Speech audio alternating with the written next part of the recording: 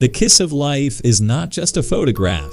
It's a powerful and emotional reminder of the fragility of life and the importance of human connection.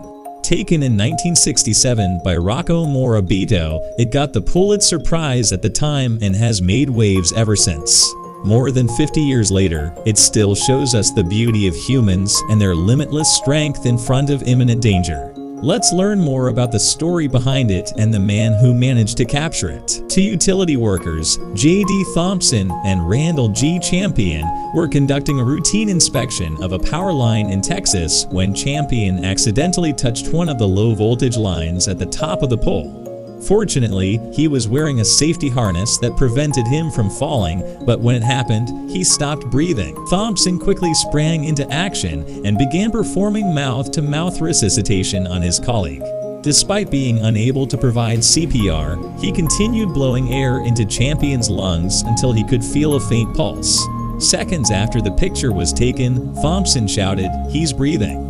He then unbuckled Champion from his safety harness and brought him down to the ground, where another worker took over and administered CPR. Thanks to the quick and heroic efforts of Thompson and the other workers, Champion was moderately revived when the paramedics arrived.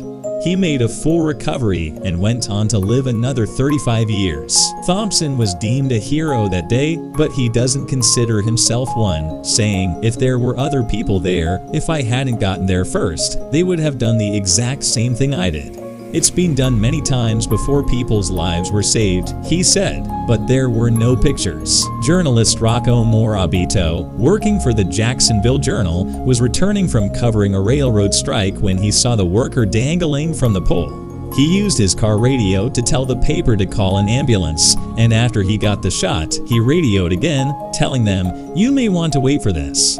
I think I've got a pretty good one." The Journal pushed past the deadline that day to get Rocco's picture in the paper, and editor Bob Pate gave it a memorable title, "The Kiss of Life."